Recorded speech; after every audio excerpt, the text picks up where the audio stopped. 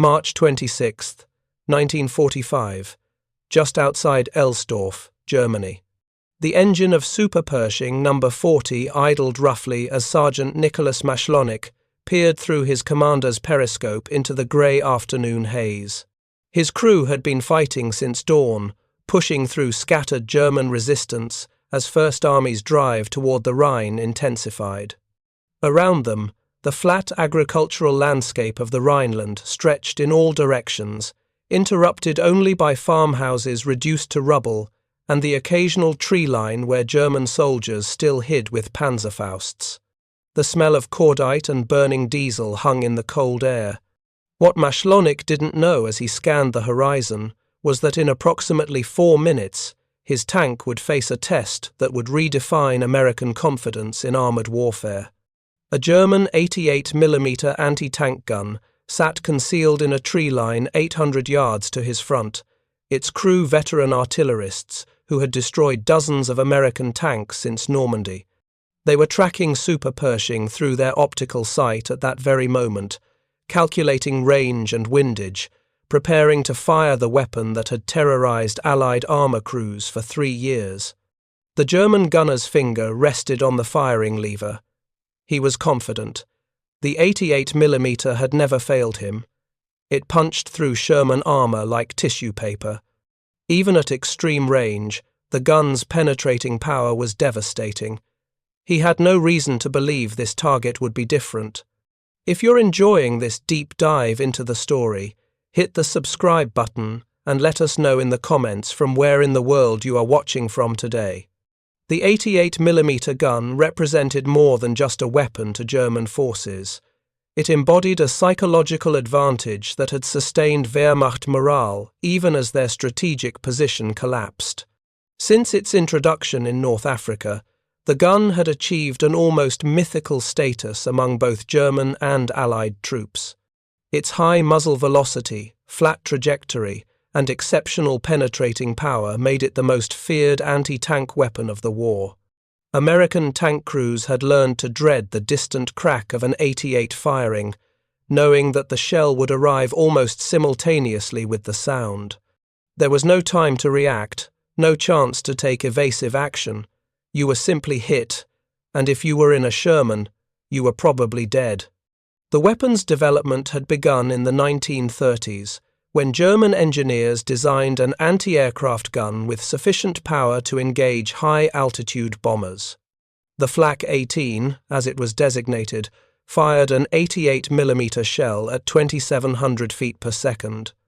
Its exceptional ballistic performance caught the attention of field commanders who recognized its potential against ground targets.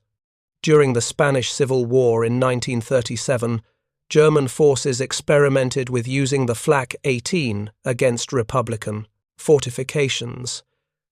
The results exceeded expectations. The high-velocity shells penetrated concrete and steel with ease. When Germany invaded Poland in 1939, some 88mm guns were deployed in anti-tank roles. They proved devastatingly effective against Polish armor, though the campaign was too brief to fully demonstrate their capabilities. The gun's true potential emerged in France during 1940. German forces encountered British Matilda tanks whose thick armor resisted standard German anti-tank guns. The 88mm was brought forward and destroyed the Matildas at ranges exceeding 1,000 yards. British tank crews, accustomed to relative immunity from German fire, suddenly faced a weapon that could kill them before they could see their attackers. But North Africa transformed the 88mm from effective weapon into legend. Field Marshal Erwin Rommel understood the gun's potential better than any commander. He deployed 88s in concealed positions across the desert, using them to create killing zones that British armor had to cross to reach German positions. The tactic was brutally simple. German tanks would engage British armor at long range, then withdraw, drawing the pursuing British tanks into prepared positions where 88s waited in ambush. The guns would open fire at 1,500 yards or more, well beyond the effective range of British tank guns. British tanks were destroyed by the dozens before they could even identify where the fire was coming from. The psychological impact on British tank crews was profound. They began to fear any engagement where 88s might be present. The sound of an 88 firing became associated with instant death. Crew members developed what would now be recognized as combat stress reactions. Some refused to advance. Others demanded infantry support to locate and neutralize 88s before armor moved forward. The weapon had achieved something rare in warfare, a reputation so fearsome that its mere potential presence affected enemy decision-making. American forces encountered the 88mm during Operation Torch in November 1942. The initial engagements in North Africa introduced American tank crews to the brutal reality that their M3 Lee and early M4 Sherman tanks were outmatched. The Sherman's 75mm gun could not penetrate German armor at the ranges where 88s engaged American tanks. American crews found themselves fighting at a disadvantage they had not anticipated. The confidence born from superior numbers collided with the physics of armor penetration and ballistic performance. The 88mm's effectiveness stemmed from fundamental engineering excellence. The gun fired a shell weighing approximately 20 pounds at velocities approaching 2,800 feet per second. The combination of mass and velocity gave the projectile tremendous kinetic energy. When the armor-piercing round struck steel plate, that energy was concentrated into a tungsten carbide penetrator core that punched through armor like a nail through wood. The Sherman's frontal armor, at its thickest point, measured only 2.5 inches. The 88 could penetrate over 4 inches of armor at 1,000 yards. The math was simple and deadly. German gun crews trained extensively with the 88, learning to estimate range accurately and adjust for wind and target movement. The gun's optical sight provided excellent magnification and clear reticles for precise aiming. Experienced crews could engage targets at extreme ranges with first-round hits. The flat trajectory meant that elevation adjustments were minimal at typical combat ranges, simplifying the gunner's task. A well-trained crew could fire 15 to 20 rounds per minute, though sustained fire was usually slower to maintain accuracy. The weapon appeared in multiple variants throughout the war. The Flak 36 improved on the original design with better mobility and faster setup time. The Flak 37 incorporated minor refinements based on combat experience. Most famously, the 88mm was adapted as the main armament for German heavy tanks. The Tiger tank mounted a version designated the KBUK-36, while the Tiger II carried the even more powerful KBUK-43 with an extended barrel and higher velocity. These tank-mounted versions terrorized Allied armor throughout the war. By 1944, American intelligence had thoroughly documented the 88mm's capabilities. Technical bulletins described its performance characteristics. Recognition training taught soldiers to identify the gun's distinctive silhouette. Tactical manuals emphasized the importance of suppressing 88s with artillery fire or airstrikes before armor advanced. But knowledge of the threat did not diminish its effectiveness. American tank crews still died by the hundreds, killed by a weapon they knew about but could not effectively counter. The psychological burden on Sherman crews became unbearable by mid-1944. After the Normandy invasion, American tankers faced the reality that German armor superiority extended beyond just tanks. The 88mm anti-tank guns were deployed throughout German defensive positions in France.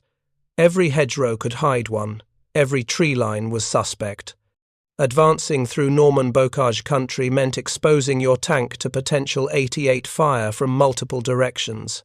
The stress of knowing you could be killed at any moment by a weapon you couldn't see broke many men. Tankers developed dark humor to cope with the fear. They called their Shermans Ronsons after the cigarette lighter because they lit the first time. Others used the term Tommy Cooker, British slang for a stove, because of how quickly Sherman tanks caught fire when penetrated. The jokes masked genuine terror. Every mission could be your last. Every time you climbed into your tank, you wondered if this would be the day an 88 found you. Some crews painted their tanks with elaborate artwork and names, a form of whistling past the graveyard. Others simply went numb, accepting death as inevitable and hoping it would be quick. The German confidence in the 88mm was not merely propaganda or wishful thinking. It was based on objective combat performance, verified by thousands of engagements. German after-action reports documented the weapon's effectiveness in precise detail. A single 88 could stop an entire American armored column by destroying the lead tanks and blocking the road. The following tanks would be trapped, unable to maneuver, and destroyed one by one. German gun crews developed tactics to maximize this advantage, targeting lead and trail vehicles first to trap the middle tanks. American armor officers recognized they faced a fundamental problem with no easy solution. The Sherman tank, for all its mechanical reliability and ease of production, simply could not survive hits from 88mm guns at combat ranges. The only reliable way to neutralize 88s was to suppress them with artillery or destroy them with infantry assault before armor moved forward. This required coordination between arms that was difficult to achieve in fluid combat situations. Often, tank units would advance ahead of infantry support and stumble into prepared positions where 88s waited. The results were predictable and tragic. The development of the M26 Pershing tank represented America's response to German armor superiority, but the response came late and in insufficient numbers. By March 1945, when the Pershing began seeing significant combat, the war in Europe was already in its final phase. German resistance was collapsing, though pockets of determined defenders still fought with skill and determination. These defenders included veteran gun crews manning 88mm anti-tank guns in prepared positions. They had survived years of combat by being better than their opponents. They had destroyed hundreds of Allied tanks. They had no reason to believe the new American tank would be any different. Super Pershing No. 40 represented an unusual variant of the already formidable M26. Recognizing that even the Pershing's armor might prove inadequate against German 88s and the devastating 128mm guns mounted on Jagdtiger tank destroyers, American engineers in the field improvised additional protection. They welded sections of captured German Panther frontal armor onto Super Pershing's glacis plate and turret front, creating a spaced armor arrangement. The theory was that the additional plates would absorb the initial impact of an enemy shell, dissipating its energy before it reached the main armor. Whether this field modification would actually work under fire remained theoretical. No one had tested it in combat. Sergeant Nicholas Mashlonik commanded Super Pershing with a crew that had been fighting together since the autumn of 1944. His gunner, driver, loader, and assistant driver were experienced veterans who knew their jobs. They had fought through the Rhineland campaign in some of the war's most intense armoured engagements. They had destroyed German tanks, knocked out anti-tank guns, and supported infantry assaults. They trusted each other implicitly. That trust was about to be tested in ways none of them anticipated. The morning of March 26th had begun with intelligence reports of German forces withdrawing toward the Rhine. First Army's advance was accelerating as German defensive lines collapsed. The plan called for armoured spearheads to push forward rapidly, bypassing strong points and driving deep into German territory. Super Pershing was attached to a task force with that mission. Move fast, engage targets of opportunity. Don't get bogged down in extended firefights. The operational tempo was exhausting but effective. German forces were being overwhelmed by the speed and violence of the American advance. Around noon, the task force encountered scattered resistance near Elsdorf. German infantry with panzerfausts engaged the lead tanks. Artillery fire from concealed positions forced the column to deploy and maneuver.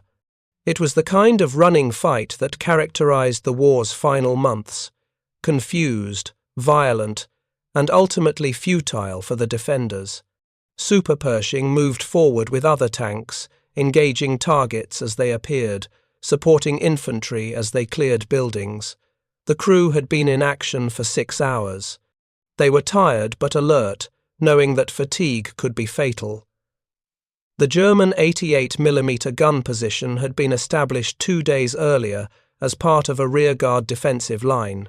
The gun crew consisted of 5 men, all veterans with years of experience. They had fought in Russia, Italy, and now Germany. They had survived when most of their comrades had died. They were among the best gun crews in the Wehrmacht, which meant they were among the best in the world. Their position was well chosen, on slightly elevated ground with excellent fields of fire across open terrain. The gun was partially concealed by trees and camouflage netting, making it nearly invisible from the front. They had pre-calculated ranges to likely approach routes and prepared ammunition for rapid fire. When Super Pershing appeared in their sight picture, the German gunner went through his well-practiced routine. Identify target, estimate range, select ammunition, aim, fire. The entire process took less than 15 seconds. The gunner had destroyed so many American tanks that this engagement seemed routine. Another Sherman to add to his tally. Another crew who would die because they drove. Inferior equipment against superior German weapons. He squeezed the firing lever. The 88mm gun roared. The armor-piercing shell crossed 800 yards in just over 1 second. It struck Super Pershing's frontal armor at a slight angle, hitting the improvised spaced armor made from the welded Panther plate. The impact was tremendous, a metallic crash that reverberated through the entire tank. Inside, the crew felt the shockwave through their seats and stations. For a split second, each man wondered if they had been penetrated, if this was the moment before fire and death. Then they realized they were still alive. The shell had not penetrated. The spaced armor had worked. Mashlonik's training took over immediately. He scanned for the gun's position, looking for muzzle flash or smoke. There, in the tree line, a faint haze hung in the still air. He gave rapid-fire commands to his gunner, identifying the target's location. The Pershing's 90mm gun traversed toward the threat. Before they could fire, the 88 fired again. The German gunner had immediately reloaded and aimed for a second shot, certain that his first round had been a fluke, perhaps hitting at a bad angle. This time, he aimed more carefully. The second shell struck Super Pershing's turret front, again hitting the improvised armor. The impact was even more violent than the first, a hammer blow that sent shock waves through the steel structure. The noise inside the tank was deafening. The crew's ears rang. Again, they waited for penetration, for the white-hot jet of molten metal that would scythe through the crew compartment. Again, the armor held. The shell had been stopped. 2 hits, 2 survivals. The impossible was happening. If you find this story engaging, please take a moment to subscribe and enable notifications. It helps us continue producing in-depth content like this. The German gun crew stared in disbelief. 2 direct hits.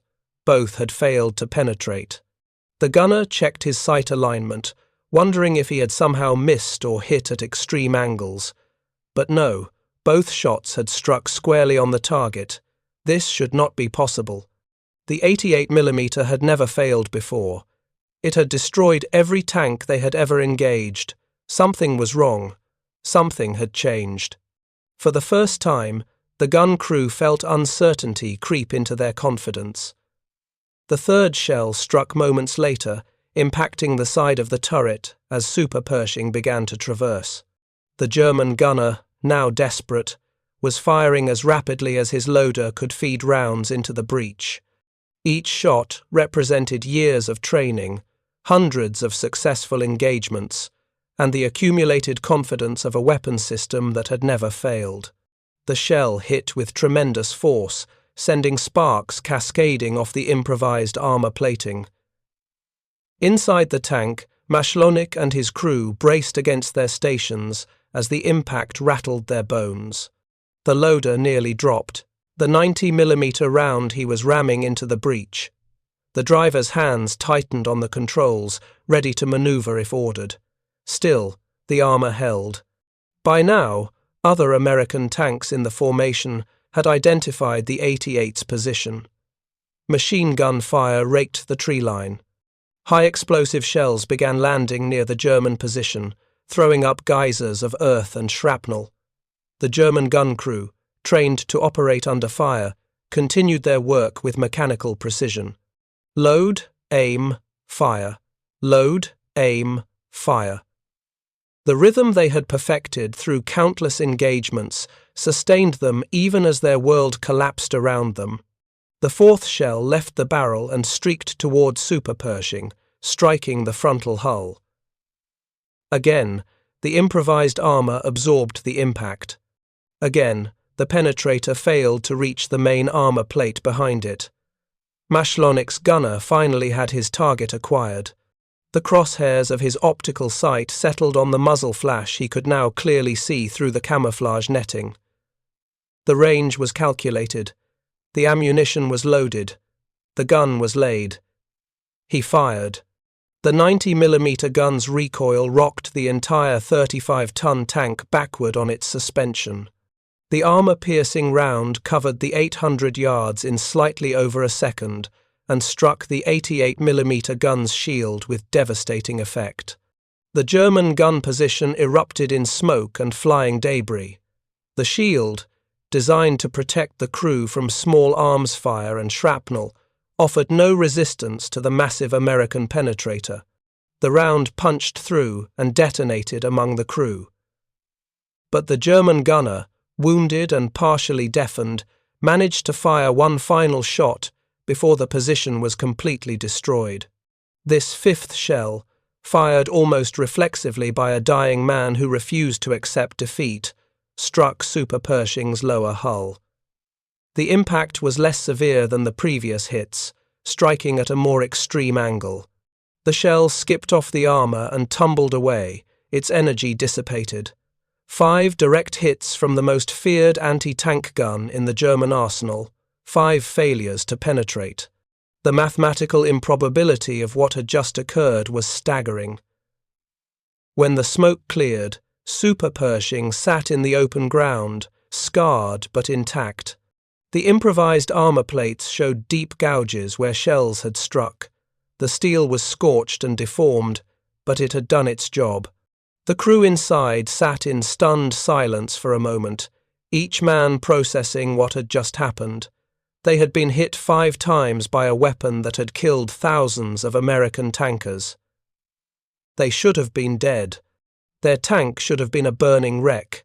Instead, they were alive, shaken but unhurt, staring at each other in disbelief. Mashlonik keyed his radio and reported the engagement to his company commander. His voice was steady despite the adrenaline coursing through his system. 5 hits from an 88, no penetrations. The Super Pershing had proven itself beyond anyone's expectations. Within hours, word of the engagement spread through 3rd Armoured Division. Tank crews who had lived in fear of 88s suddenly had tangible proof that American engineering had produced armour that could withstand the weapon that had haunted their nightmares. The psychological shift was immediate and profound. The German gun crew lay dead or dying around their destroyed weapon. These men had been among the Wehrmacht's elite, veterans who had survived years of combat through skill, courage, and the superiority of their equipment. They had trusted the 88mm gun with their lives, had staked their confidence on its proven performance. That confidence had proven misplaced. The weapon that had been their guarantee of survival had failed them at the moment they needed it most. They died not understanding what had changed, not knowing that American industry had finally bridged the technological gap that had cost so many Allied lives. The engagement near Elsdorf represented more than just one tank surviving multiple hits. It symbolized the final collapse of German technological superiority in armored warfare. For 3 years, German forces had relied on better tanks, better guns, and better armor to compensate for their numerical inferiority. The 88mm gun had been a cornerstone of that superiority, a weapon so effective that it shaped Allied tactics and strategy. Now that cornerstone had crumbled. If the 88 could not reliably penetrate American heavy armor, then Germany's defensive calculations collapsed. American armor officers studied the Super Pershing engagement intensely. Engineers examined the struck armor plates, measuring penetration depth and analyzing the failure modes of the German shells. The improvised spaced armor had worked better than theoretical models predicted. The gap between the outer Panther plate and the main armor created a space where the shell's penetrator would begin to tumble and lose energy before striking the primary protection. The concept was not new, but seeing it work under actual combat conditions against the most powerful anti-tank gun in service validated the engineering principles. Production planners immediately began incorporating lessons from Elsdorf into future tank designs. The M26 Pershing was already in production, but modifications could improve its survivability even further. More importantly, the successful engagement demonstrated that American industry could not only match German armor technology, but potentially exceed it. The long years of fighting with inadequate Shermans, the thousands of lives lost to German 88s and long-barreled tank guns had finally driven American engineering to produce superior equipment. German intelligence officers who learned of the Elsdorf engagement through prisoner interrogations and combat reports struggled to understand what had occurred. Their technical analyses of captured Pershing tanks had identified the 90mm gun as a significant threat, roughly equivalent to their own 88mm in penetrating power. But the armor protection had been assessed as good, though not exceptional. The reports of a Pershing variant surviving 5 direct hits from an 88 seemed impossible. Either the reports were exaggerated, or American armor technology had advanced beyond German intelligence estimates. The truth was more complex than simple technological advancement. The Super Pershing's survival resulted from field modifications made by creative soldiers rather than factory engineering. American tank crews and maintenance personnel had begun improvising armor improvements as soon as they encountered German heavy tanks in combat.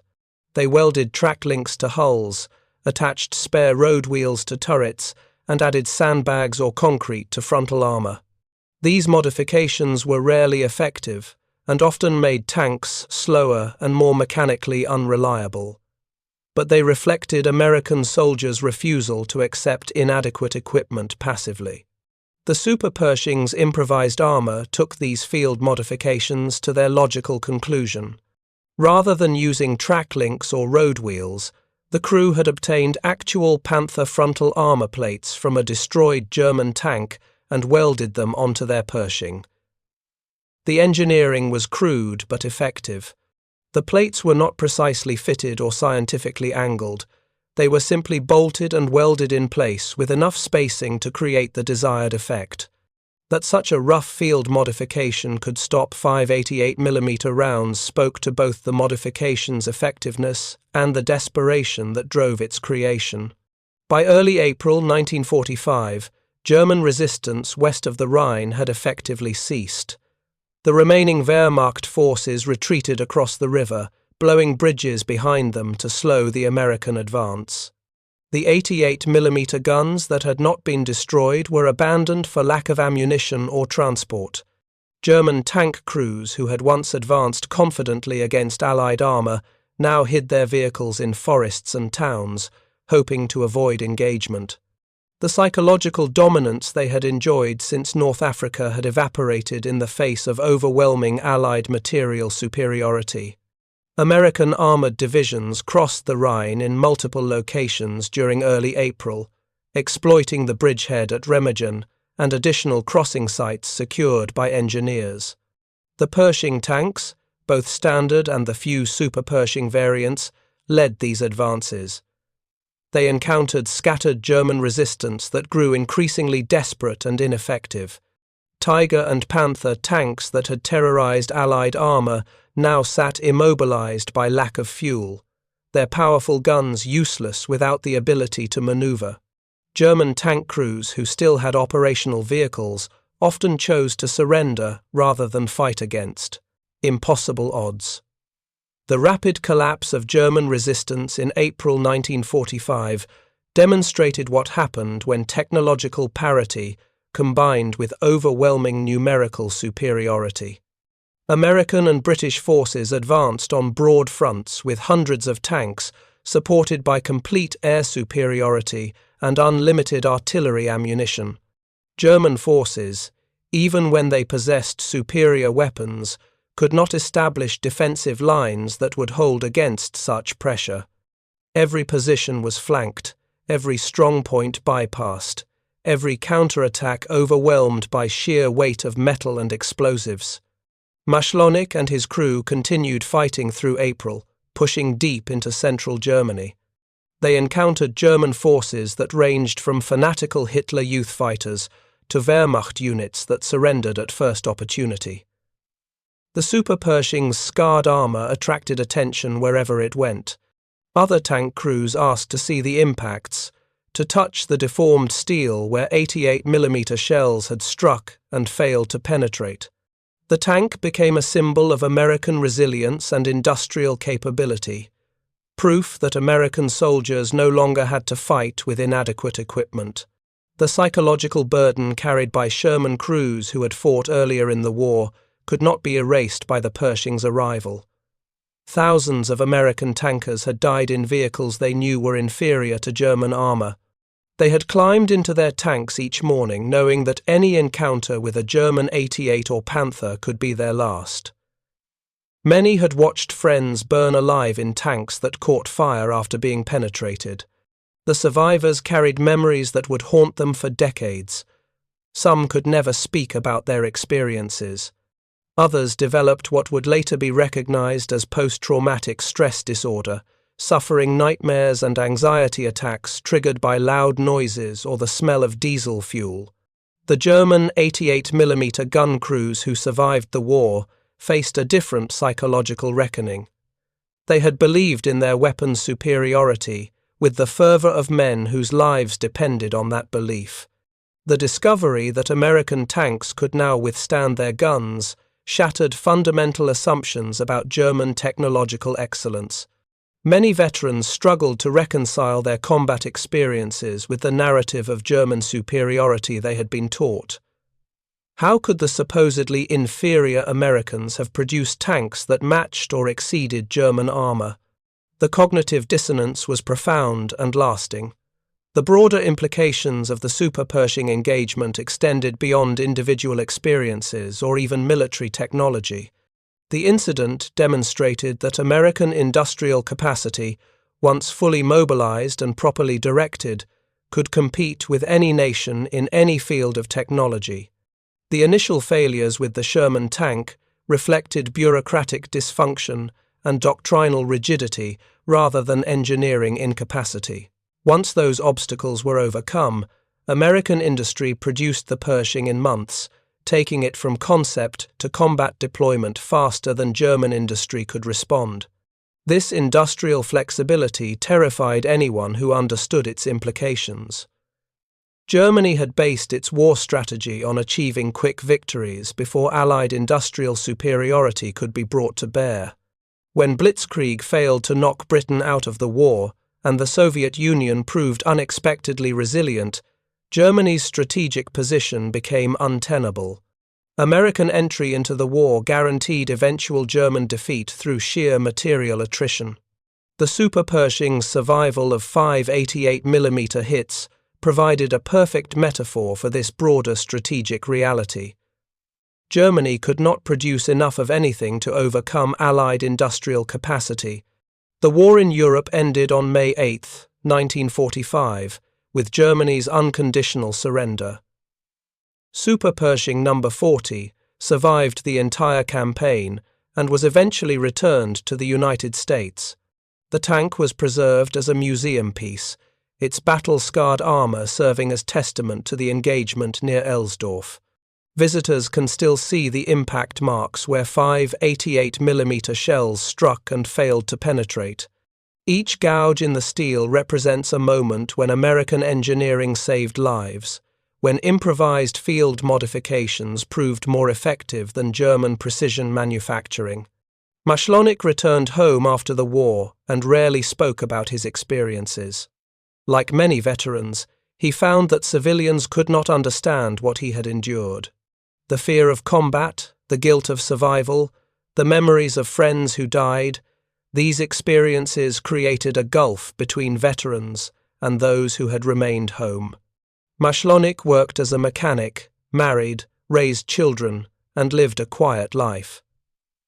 The fact that he had commanded a tank that made history seemed almost irrelevant to him. He had simply done his job and survived. That was enough. The German 88mm gun's reputation did not disappear after the war. Military historians recognized it as one of history's most effective anti-tank weapons.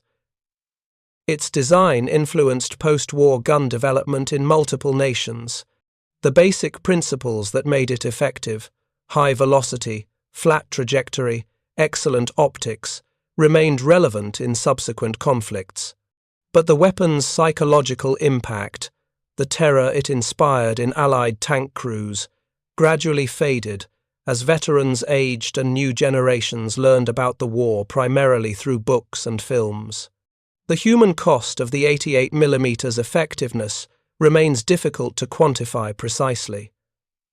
Thousands of Allied tanks were destroyed by the weapon throughout the war. Each destroyed tank represented a crew of 4 or 5 men, many of whom died in the initial penetration or the fires that followed. The total casualty count attributable specifically to 88mm guns, likely numbers, in the tens of thousands. These were men with families, with futures, with dreams that were ended by a shell that crossed the distance between gun and target in a fraction of a second. The Super Pershing's survival of 5 hits represented a small victory against the enormous tragedy of those losses. It could not bring back the dead or heal the wounded. It could not erase the memories that haunted survivors. But it provided proof that the technological disadvantage that had killed so many American tankers could be overcome. It demonstrated that American soldiers were not being needlessly sacrificed to bureaucratic inertia or industrial incompetence. When properly equipped, American tankers could fight German armor on equal or better terms. The lesson learned near Elsdorf on March 26, 1945, echoed through subsequent American military development. Never again would American soldiers be sent into combat with equipment known to be inadequate. The memory of Sherman crews burning alive while better tanks sat delayed by bureaucratic obstacles became a permanent scar on American military consciousness. Post-war development programs prioritized soldier survivability and technological superiority. The M48 Patton tank, the M60 series, and eventually the Mohn Abrams all reflected lessons learned in blood during World War II. The 88mm gun itself became obsolete within years of war's end. Tank armor increased in thickness and sophistication, incorporating sloped plates and composite materials that reduced penetration effectiveness. Anti-tank guns gave way to guided missiles that could engage targets at ranges exceeding several miles. The tactical dominance that 88mm guns had enjoyed from 1940 to 1945 became a historical artifact, studied by military historians, but irrelevant to modern warfare. Yet the human stories behind weapons and battles retain their power across generations. Mashlonik's crew, sitting stunned inside their tank after the fifth shell struck and failed to penetrate, represents more than just a technical achievement. It represents the triumph of human ingenuity and determination over adversity. The men who welded Panther armor plates onto their Pershing did so because they refused to accept death as inevitable. They improvised, experimented, and created a solution to a problem that was killing their comrades. That creative refusal to submit to circumstance defined the American experience in World War II. The German gun crew who died at their 88mm gun represented the tragic futility of fighting for a cause already lost. These men were not abstract enemies or faceless statistics. They were skilled soldiers who had survived years of combat through competence and courage. They died because their leadership had started a war they could not win, because their nation's industrial base could not sustain the conflict, because their faith in technological superiority proved misplaced. Their deaths accomplished nothing except to add 5 more names to the millions who died in history's most destructive conflict. The transformation from German dominance to American parity in armored warfare took nearly 4 years and cost countless lives. It required overcoming bureaucratic resistance, doctrinal inflexibility, and the inherent conservatism of military institutions. It demanded that soldiers fight with inadequate equipment, while better solutions were delayed or denied. The price was paid in burned tanks, shattered bodies, and psychological trauma that lasted lifetimes. But eventually, American industry and engineering rose to meet the challenge. The Super Pershing, surviving 5 88mm hits, marked the moment when that transformation became visible and undeniable. Today, the 88mm gun exists primarily in museums and military collections. The weapon that once terrorized Allied tank crews sits silent behind velvet ropes, a relic of a conflict that ended nearly 80 years ago. The men who fired those guns and the men who died facing them are nearly all gone now, their memories preserved only in recordings, documents, and the histories written by those who came after. But the lessons remain relevant. Technological superiority is temporary. Industrial capacity matters more than individual weapon quality. Human ingenuity and determination can overcome material disadvantage. These truths, written in the blood of World War II veterans, echo through military history to the present day. Super Pershing No. 40's scarred armor plates tell a story of survival against impossible odds, of American industrial capacity finally producing equipment worthy of the soldiers who used it, of the moment when German confidence in their weapons' superiority died under the weight of material reality. The 5 impact marks represent 5 moments when death was expected and survival achieved. They memorialize not just one crew's experience, but the broader transformation of American military power during World War II. The tank sits in its museum, silent witness to truths purchased at terrible cost, permanent reminder that wars are won not just by courage or tactics, but by the unglamorous work of engineers, factory workers, and soldiers who refuse to accept inadequacy as destiny. Thank you for watching. For more detailed historical breakdowns, check out the other videos on your screen now, and don't forget to subscribe.